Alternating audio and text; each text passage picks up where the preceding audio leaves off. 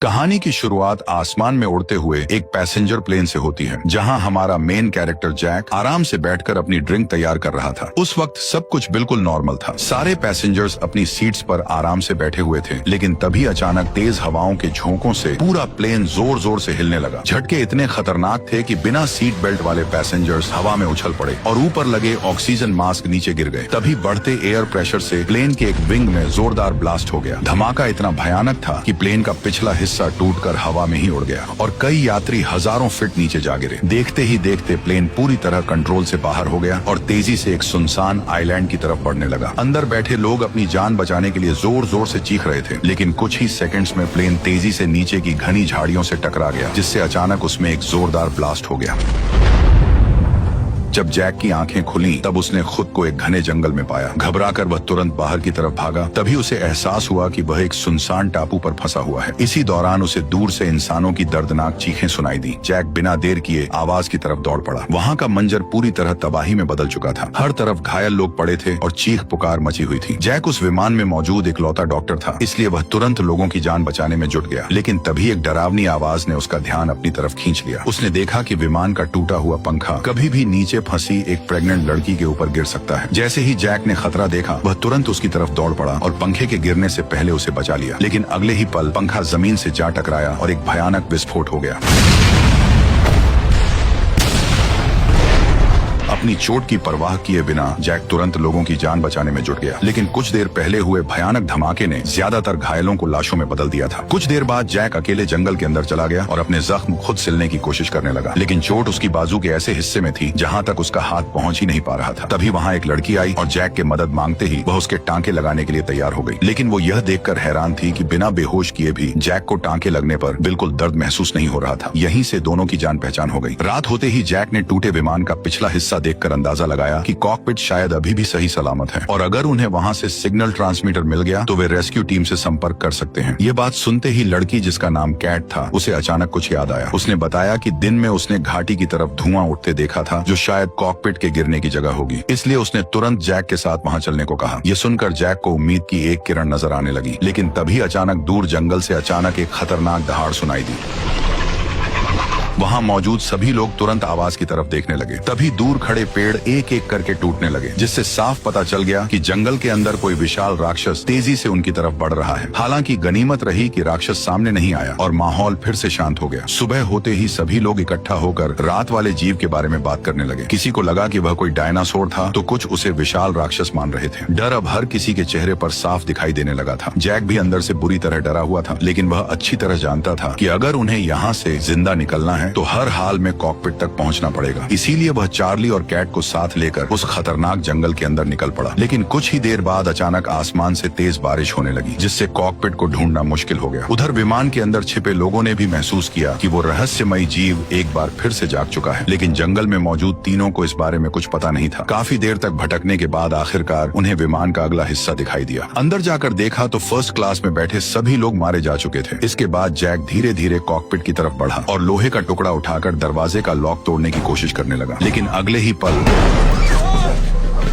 दरअसल जो कॉकपिट से बाहर निकला था वो सिर्फ एक लाश थी। कुछ देर बाद जब माहौल थोड़ा शांत हुआ तब जैक कॉकपिट के अंदर घुस गया और सिग्नल डिवाइस ढूंढने लगा, लेकिन तभी अचानक पायलट जाग गया। गौर से देखने पर जैक को समझ आया कि पायलट अभी भी जिंदा है। अच्छी बात यह थी कि उसे सिर्फ सिर में चोट लगी थी। तभी पायलट ने विमान हादसे की असली वजह बताई। उसने कहा कि जब उनका विमान इस रहस्यमयी समुद्री इलाके में पहुंचा था तभी सारे सिग्नल अचानक गायब हो गए थे। खतरे को समझते हुए वह तुरंत विमान वापस मोड़ना चाहता था, लेकिन तभी एक रहस्यमयी हवा ने पूरे विमान को अपनी चपेट में ले लिया। कुछ ही सेकंड में विमान हवा में ही टूटकर बिखरने लगा और उसके बाद वह बेहोश हो गया। पायलट के अंदाजे के मुताबिक वे लोग फिलहाल जमीन से हजारों किलोमीटर दूर किसी अनजान जगह पर फंसे हुए थे। तभी अचानक पायलट को याद आया कि विमान में एक बैकअप वायरलेस सिस्टम भी मौजूद है, लेकिन ढूंढने पर उन्हें पता चला कि सिग्नल डिवाइस पहले ही खराब हो चुका है। ये सुनते ही जैक और कैट की जिंदा बच निकलने की आखिरी उम्मीद भी धीरे धीरे टूटने लगी। अब उनके पास कैंप वापस लौटने के अलावा कोई रास्ता नहीं बचा था। लेकिन तभी बाहर से अचानक एक अजीब डरावनी आवाज सुनाई दी और पूरा विमान जोर जोर से हिलने लगा। लगा, जिससे वहाँ मौजूद सभी लोग डर गए और तुरंत खिड़कियों की तरफ देखने लगे। तभी विमान के बाहर एक विशाल परछाई गुजरती दिखाई दी। उसके कदमों की आवाज से पूरा जहाज कांपने लगा। पायलट बाहर देखने के लिए जैसे ही शीशे के पास पहुंचा, उसी पल कोई खतरनाक चीज उसे पकड़कर बाहर घसीट ले गई। ये देखकर कैट जोर से चीख पड़ी। जैक उसकी मदद कर पाता उससे पहले ही उस रहस्यमयी जीव ने पायलट को खून से लथपथ कर दिया। पायलट की मौत के बाद माहौल और भी डरावना हो गया, लेकिन इससे पहले कि वे कुछ समझ पाते, विमान एक बार फिर जोर जोर से हिलने लगा और अचानक वो पेड़ से टूटकर नीचे गिर पड़ा, जिससे तीनों इधर उधर जा गिरे। जैक ने बिना समय गवाए तुरंत सिग्नल डिवाइस उठाई और जंगल की तरफ भागने लगा। पीछे से आती दहाड़ें उनके डर को और ज्यादा बढ़ा रही थी। हालांकि अच्छी बात यह रही कि वह रहस्यमयी जीव उनके पीछे नहीं आया, जिससे तीनों ने राहत की सांस ली और वापस कैंप की तरफ लौटने लगे। लेकिन कैंप पहुंचते ही उन्होंने देखा कि वहां दो लोग आपस में लड़ रहे थे। जैक और माइकल तुरंत बीच में पहुंचे और दोनों को अलग करने लगे। पूछताछ करने पर पता चला कि जेम्स को शक था कि पूरे विमान हादसे के पीछे कर्ली का हाथ है, क्योंकि जिस हिस्से में कर्ली बैठा था वहाँ मौजूद बाकी सभी लोग मर चुके थे और सिर्फ वही जिंदा बचा था। ये सुनते ही कर्ली गुस्से से भड़क उठा और माहौल फिर से लड़ाई जैसा हो गया। लेकिन तभी केट जोर से चिल्लाई और दोनों को किसी तरह शांत कराया। इसके बाद उसने सबको बताया कि उन्हें सिग्नल डिवाइस मिल चुका है, लेकिन वह पूरी तरह खराब हालत में है। अगर उन्हें यहाँ से मदद बुलानी है तो पहले उस डिवाइस को ठीक करना बेहद जरूरी है। ये सुनते ही वहाँ मौजूद सभी लोग एक दूसरे का चेहरा देखने लगे, क्योंकि किसी को भी ऐसी मशीन ठीक करनी नहीं आती थी। आखिर में कर्ली आगे आया और बोला कि वह इसे ठीक कर सकता है, लेकिन उम्मीद के मुताबिक जेम्स फिर से उस पर भड़क उठा। ये देखकर जैक अब और सहन नहीं कर सका और उसने गुस्से में जेम्स को चुप रहने की चेतावनी दे दी। क्योंकि जैक वाकई गुस्से में था, इसलिए जेम्स बिना कुछ बोले शांत हो गया। इसके बाद हंगामा खत्म हुआ और एक अच्छी खबर सामने आई। दरअसल कर्ली पहले सेना में कम्युनिकेशन ऑफिसर रह चुका था और यह सिग्नल डिवाइस भी मिलिट्री विमान की थी, इसलिए उसे ठीक करना उसके लिए ज्यादा मुश्किल नहीं था। वह तुरंत काम में जुट गया और कुछ ही देर बाद उसने सिग्नल डिवाइस को दोबारा चालू कर दिया। लेकिन परेशानी यह थी कि बैटरी बहुत कम बची थी। अगर उन्हें मदद के लिए सिग्नल भेजना था तो डिवाइस को किसी ऊंची जगह पर ले जाना जरूरी था। लेकिन जब केट ने पूछा कि आखिर कितनी ऊंचाई चाहिए, तब कर्ली ने जंगल के बीच मौजूद एक विशाल चट्टान की तरफ इशारा किया। ये देखकर केट का चेहरा उतर गया, क्योंकि वो अभी अभी मौत के मुंह से बचकर निकली थी और अब वो फिर से जान जोखिम में डालना नहीं चाहती थी। लेकिन उनके पास दूसरा कोई रास्ता नहीं था, इसलिए कैट बिना जैक को बताए बाकी 4 लोगों के साथ उस खतरनाक जंगल के अंदर निकल पड़ी। लेकिन रास्ते में अचानक जेम्स भी उनके पीछे आ गया। उसने जानबूझकर कैट को धक्का मारा और अकेले आगे निकल गया। उसकी घटिया हरकतें देखकर अब केट भी उससे चिढ़ने लगी थी, लेकिन उसे जरा भी अंदाजा नहीं था कि आगे चलकर यही इंसान उनकी जान बचाने वाला था। काफी मुश्किल पहाड़ी रास्ता पार करने के बाद वे लोग घने जंगल तक पहुंच गए, जहां जेम्स अब भी लगातार कर्ली को प्लेन क्रैश के लिए ताने मार रहा था। उसकी बातें सुन सुनकर आखिरकार कर्ली का गुस्सा फूट पड़ा। वह पलटकर जवाब देने ही वाला था कि तभी पीछे से अचानक कोई अजीब सी आवाज सुनाई दी। आवाज इतनी डरावनी थी कि सभी लोग तुरंत घबराकर सामने की झाड़ियों की तरफ देखने लगे। झाड़ियों के अंदर कोई खतरनाक चीज तेजी से उनकी तरफ बढ़ रही थी। ये देखते ही सभी लोग डर से कांप उठे और तुरंत अपनी जान बचाने के लिए भागने लगे। लेकिन सबसे हैरानी की बात यह थी कि जेम्स अपनी जगह पर बिल्कुल शांत खड़ा रहा। उसके चेहरे पर जरा सा भी डर नहीं था। जब बाकी लोग काफी दूर निकल गए, तब उसने अपनी पिस्टल निकाली और सामने की तरफ गोलियां चला दी। लेकिन वह जीव भी किसी मॉन्स्टर से कम नहीं था। इतनी गोलियां लगने के बाद भी उस पर कोई असर नहीं हुआ। तभी किस्मत से जेम्स की एक गोली सीधे उस चीज के कमजोर हिस्से पर जा लगी।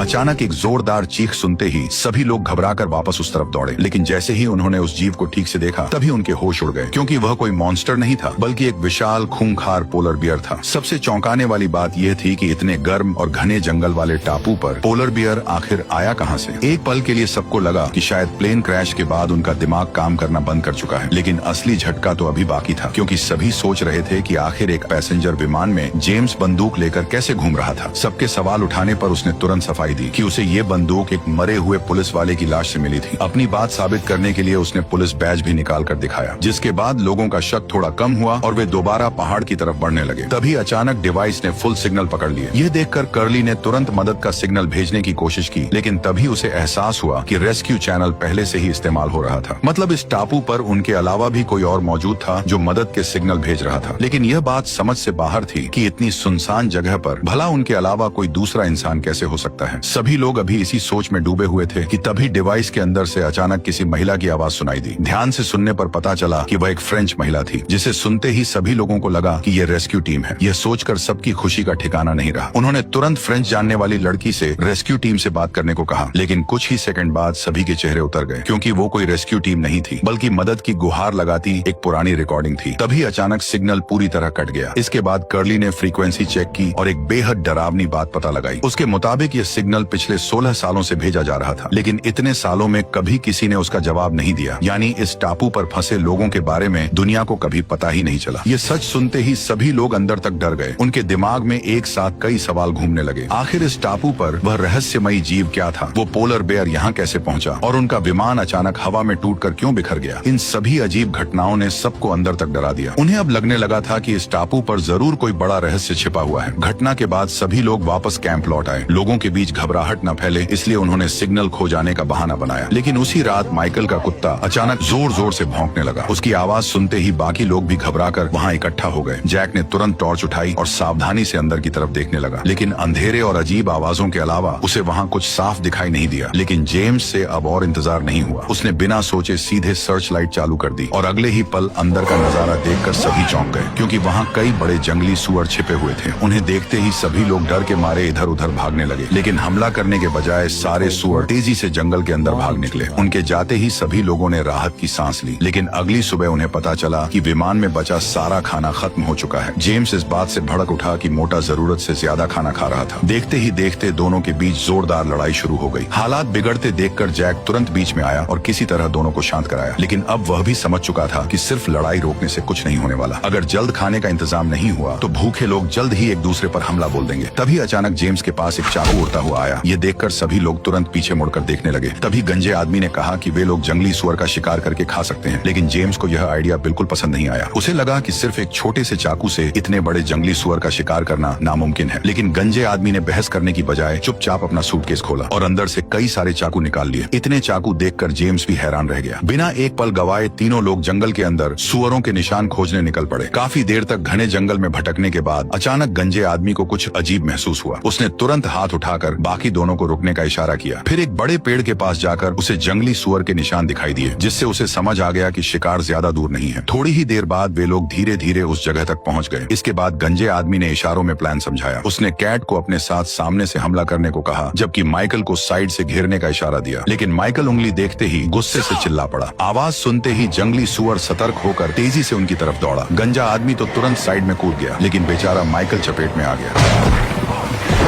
हालांकि अच्छी बात यह रही कि जंगली सुअर ने उस पर दोबारा हमला नहीं किया और माइकल को सिर्फ हल्की सी चोट आई। उधर गंजा आदमी भी बुरी तरह डर चुका था। कुछ देर आराम के बाद कैट ने उन्हें कैंप लौटने को कहा, लेकिन गंजा इस मौके को हाथ से जाने नहीं देना चाहता था। उसने दोनों से वापस लौटने को कहा, जबकि वह अकेले जंगली सुअर का पीछा करने निकल पड़ा। आखिरकार कैट मजबूरी में माइकल को लेकर वापस लौटने लगी, लेकिन चलते चलते वह अचानक रुक गई और बिना कुछ बोले सीधे अपनी पैंट खोलने लगी। जंगल के बीच एक लड़की को ऐसा करते देखकर माइकल पूरी तरह कंफ्यूज हो गया। उसे समझ ही नहीं आया कि कैट करने क्या वाली है, लेकिन अगले ही पल कैट तेजी से पेड़ पर चढ़ गई। दरअसल वह ऊपर जाकर सिग्नल चेक करना चाहती थी। बेचारा माइकल नीचे बैठकर चुपचाप उसे देखता रहा। जब कैट डिवाइस को ऊपर बांध रही थी, तभी अचानक जंगल से एक खतरनाक दहाड़ सुनाई दी। आवाज इतनी डरावनी थी कि वह बुरी तरह घबरा गई और उसके हाथ से सामान नीचे गिर गया। तभी पेड़ के ऊपर से उसकी नजर उसी खतरनाक राक्षस पर पड़ी जो इसी इलाके में घूम रहा था। उधर इस बात से बेखबर गंजा आदमी अभी भी जंगल में शिकार ढूंढने में लगा हुआ था। तभी सामने झाड़ियों के अंदर से जंगली सुअर की आवाज सुनाई दी। गंजा आदमी तुरंत उस आवाज की तरफ दौड़ पड़ा, लेकिन अगले ही पल सुअर की आवाज अचानक एक दर्दनाक चीख में बदल गई। इसके तुरंत बाद आसपास के पेड़ जोर जोर से हिलने लगे और जंगल में किसी खतरनाक जीव की डरावनी दहाड़ गूंजने लगी। ये सब देखकर गंजे आदमी के होश उड़ गए। वह इतना डर चुका था कि भागना तक भूल गया। तभी अचानक वही विशाल राक्षस ठीक उसके सामने आ गया। दूसरी तरफ कैट और माइकल वापस कैंप पहुंच चुके थे। कैट ने तुरंत जैक को जंगल में हुई सारी घटना बता दी। उसने यह भी कहा कि गंजा आदमी शायद उस रहस्यमयी जीव का शिकार बन चुका है। यह सुनकर जैक का चेहरा कुछ देर के लिए उतर गया। तभी अचानक उसकी नजर पास की हिलती झाड़ियों पर पड़ी। उसे लगा कि शायद वही खतरनाक राक्षस यहाँ तक आ पहुंचा है। सच्चाई जानने के लिए वह बिना देर किए जंगल की तरफ दौड़ पड़ा, लेकिन जैसे ही वह अंदर पहुंचा, घने जंगल के बीच से गंजा आदमी अचानक बाहर निकल आया। उसके हाथ में एक जंगली सुअर भी था। उसके शरीर पर अभी भी ताजा खून लगा हुआ था, जिससे साफ पता चल रहा था कि उसने अभी अभी कोई खतरनाक लड़ाई लड़ी है। रात होते ही सभी लोग एक जगह इकट्ठा हुए और हादसे में मारे गए लोगों के लिए प्रार्थना करने लगे। इसी दौरान माइकल ने गंजे आदमी से पूछा कि क्या उसने सच में उस राक्षस को देखा था। गंजा कुछ पल चुप रहा, फिर उसने साफ कह दिया कि उसने वहाँ कुछ नहीं देखा। लेकिन माइकल को उसकी बातों पर यकीन नहीं हुआ। अब खाने का इंतजाम तो हो चुका था, लेकिन एक नई मुसीबत उनके सामने खड़ी थी। विमान में बचा ताजा पानी जल्द ही खत्म होने वाला था। वे लोग शिकार करके पेट तो भर सकते थे, लेकिन समुद्र का खारा सारा पानी पीकर ज्यादा दिन जिंदा नहीं रह सकते थे, इसलिए उन्हें हर हाल में रेस्क्यू टीम तक अपने जिंदा होने की खबर पहुंचानी थी। इसीलिए कर्ली बिना किसी को बताए दोबारा रेडियो सिग्नल ढूंढने के लिए पहाड़ी की तरफ निकल पड़ा। लेकिन जैसे ही डिवाइस ने काम करना शुरू किया, उसी वक्त किसी ने पीछे से आकर उसे बेहोश कर दिया। हालांकि हैरानी की बात यह थी कि हमलावर ने उसे मारा नहीं, बल्कि सिर्फ सिग्नल डिवाइस तोड़ी और वहां से गायब हो गया। अब तक मिले सभी सबूतों को देखकर कर्ली को यकीन होने लगा कि इस टापू पर कोई ऐसा इंसान मौजूद है जो नहीं चाहता कि यहाँ फंसे लोग बाहर जाएं। लेकिन वह आखिर कौन था, यह अब भी एक रहस्य बना हुआ था। सच्चाई का पता लगाने के लिए अगले ही दिन कर्ली अकेले पूरे टापू की तलाश में निकल पड़ा। काफी देर तक चलते रहने के बाद वह समुद्र किनारे बैठकर आराम करने लगा। तभी अचानक उसकी नजर रेत के अंदर दबी एक स्टील की मोटी तार पर पड़ी। वह तुरंत उसे बाहर खींचने लगा, लेकिन अगले ही पल उसे पता चला कि उस तार का दूसरा सिरा सीधे समुद्र के अंदर जा रहा था, जिससे वह पूरी तरह कंफ्यूज हो गया। तभी उसने देखा कि तार का दूसरा सिरा जंगल के अंदर की ओर भी जा रहा है। यह देखकर उसे उम्मीद की एक किरण नजर आई और वह तुरंत उस केबल का पीछा करते हुए जंगल में आगे बढ़ने लगा। लेकिन कुछ ही देर बाद अचानक उसका रास्ता रुक गया। नीचे झुककर देखा तो वहाँ पतली लोहे की तार बिछी हुई थी, जिसे देखकर कोई भी समझ सकता था कि यह एक खतरनाक जाल है। इसलिए वो बेहद सावधानी से आगे बढ़ने लगा। लेकिन दूसरा कदम रखते ही अचानक क्लिक की आवाज आई और जाल एक्टिव हो गया। अचानक एक नुकीली शाखा उसकी जांग को चीरते हुए आर पार निकल गई। भयानक दर्द से कर्ली हवा में झटपटाते हुए जोर जोर से चीखने लगा। कुछ पल तक वह दर्द से तड़पता रहा, लेकिन फिर उसने किसी तरह खुद को संभाला और पूरी ताकत लगाकर उस नुकीली शाखा को अपनी टांग से बाहर खींचकर निकाल दिया। लेकिन तेज दर्द और खून बहने की वजह से वह तुरंत बेहोश हो गया। देखते ही देखते रात हो गई। कुछ समय बाद कर्ली की आंखें धीरे धीरे खुली, लेकिन इससे पहले कि वह मदद के लिए आवाज लगाता, अचानक एक रहस्यमयी आदमी वहाँ पहुँच गया और उसने रस्सी काट दी। अगले ही पल कर्ली सिर के बल जमीन पर आ गिरा, जिससे उसका सर बुरी तरह चकरा गया। उसे बस इतना दिखाई दिया कि कोई आदमी उसकी तरफ बढ़ रहा है। इसके तुरंत बाद वह दोबारा बेहोश हो गया। अगली सुबह जब वो होश में आया, तभी अचानक आसमान काला पड़ गया और उसे समझ आ गया कि कैंप में जरूर कुछ बहुत बुरा होने वाला है। इसलिए वह अपनी घायल टांग की परवाह किए बिना तेजी से कैंप की तरफ भागने लगा। लेकिन उसके पहुंचने से पहले ही वहाँ खौफनाक घटना शुरू हो चुकी थी। अचानक कैंप में मौजूद एक प्रेग्नेंट लड़की नींद से जाग गई। लेकिन जब उसने अपने पेट की तरफ देखा तो उसके होश उड़ गए, क्योंकि उसका बच्चा गायब था। तभी उसे कहीं से बच्चे के रोने की आवाज सुनाई दी। आवाज का पीछा करते हुए वह गंजे आदमी तक पहुंची, जिसकी एक आंख काली थी और वह अजीब भविष्यवाणियां कर रहा था। उसका डरावना चेहरा देखकर भी लड़की नहीं रुकी और सीधे आगे बढ़ती रही। कुछ ही देर बाद वह एक बेबी कार्ट के पास पहुंच गई, जहां सफेद कपड़े के अंदर से लगातार बच्चे के रोने की आवाज आ रही थी। सच जानने के लिए उसने हिम्मत करके कपड़ा हटाया, लेकिन अंदर बच्चे की जगह सिर्फ मांस के टुकड़े पड़े थे। ये खौफनाक नजारा देखते ही वो जोर से चीख पड़ी।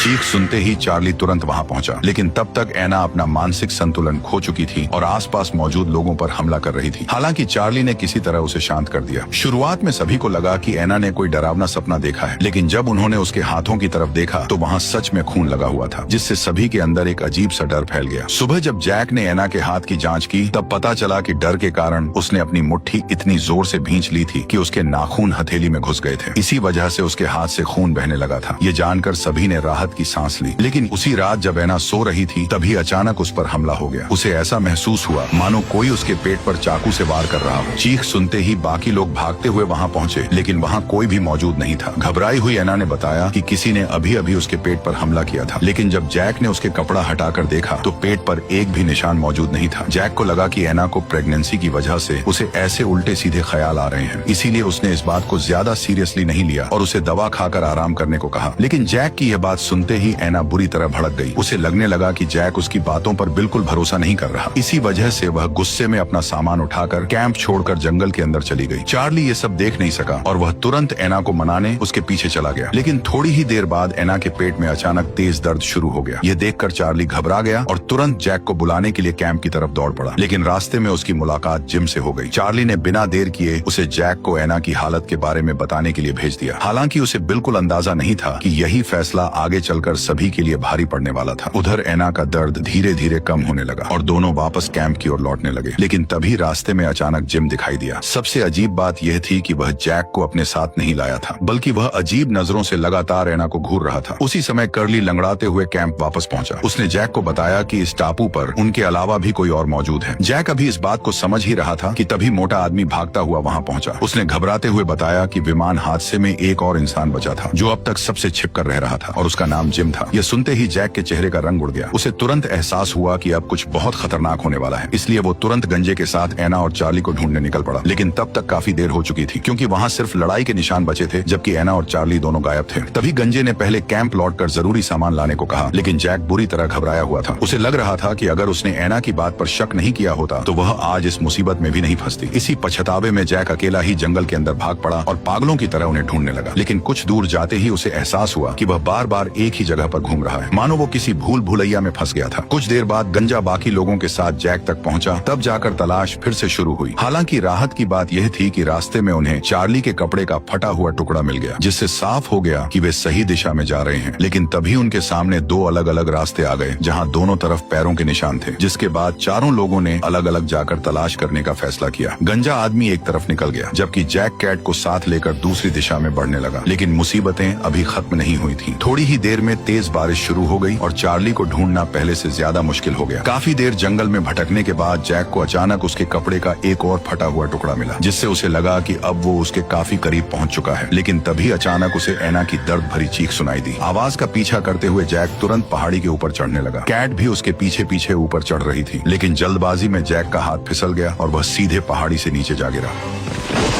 काफी मुश्किल से जब वह पलटकर उठने लगा, तभी उसने देखा कि जिम ठीक उसके सामने खड़ा था। उसने बिना कुछ बोले जैक को जोरदार लात मारी और उसे चेतावनी दी कि अगर उसने पीछा नहीं छोड़ा तो वह चार्ली को मार डालेगा। लेकिन जैक ने उसकी बात सुनने के बजाय उसे पैर पकड़कर दूर फेंक दिया। इसके तुरंत बाद वह गुस्से में उसकी तरफ हमला करने दौड़ा, लेकिन जिम ने आराम से उसका मुक्का बचा लिया और पलटकर कई ताबड़तोड़ घूंसे मार दिए। कुछ ही पलों में जैक जमीन पर जा गिरा। हालांकि उसने हार नहीं मानी और दोबारा हमला करने की कोशिश करने लगा, लेकिन उसका वार फिर खाली चला गया। तभी जिम ने एक और जबरदस्त हमला किया और आखिर में जोरदार लात मारकर उसे बेहोश कर दिया। कुछ मिनट बाद कैट को बेहोश जैक मिल गया, लेकिन होश में आते ही जैक फिर से आगे बढ़ने की जिद करने लगा। कैली ने उसे समझाया कि बारिश की वजह से सारे निशान मिट चुके हैं और अब उन्हें ढूंढ पाना लगभग नामुमकिन है। लेकिन जैक ने उसकी एक नहीं सुनी और अकेले ही आगे बढ़ने लगा। मजबूर होकर कैट को भी उसके पीछे जाना पड़ा। काफी देर तक जंगल में भटकने के बाद दोनों की नजर एक विशाल पेड़ पर पड़ी, जहाँ चार्ली हवा में लटका हुआ था। ये देखकर जैक तेजी से उसकी तरफ भागा और बिना एक पल गवाए उसे तुरंत नीचे उतार लिया। लेकिन अब बहुत देर हो चुकी थी। चार्ली की सांसें पहले ही रुक चुकी थीं। जैक ने उसे बचाने की पूरी कोशिश की, लेकिन अब उसका बचना लगभग नामुमकिन था। कैट ये सब देखकर फूट फूट कर रोने लगी, लेकिन जैक फिर भी हार मानने को तैयार नहीं था। वो लगातार चार्ली के शरीर पर मुक्के मारता रहा। वो किसी भी हालत में अपने सबसे अच्छे साथी को खोना नहीं चाहता था। जैक को इतना परेशान देखकर केली और भी जोर जोर से रोने लगी। कई कोशिशों के बाद जब कुछ नहीं हुआ, तब जैक ने आखिरी मुक्का मारा और अचानक चार्ली की सांसें लौट आईं। और इसी के साथ इस कहानी का पार्ट 1 खत्म हो गया। अब जो पार्ट 2 होगा वह और भी ज्यादा इंटरेस्टिंग होने वाला है, क्योंकि चार्ली जंगल के बारे में कुछ ऐसी भयानक बातें बताएगा जिससे सभी की रूह कांप उठेगी। अगर आपको आगे की कहानी जाननी है तो कमेंट करके जरूर बताना कि क्या मुझे इसका पार्ट 2 लाना चाहिए या नहीं। और बाकी आप समझदार हो। बाय।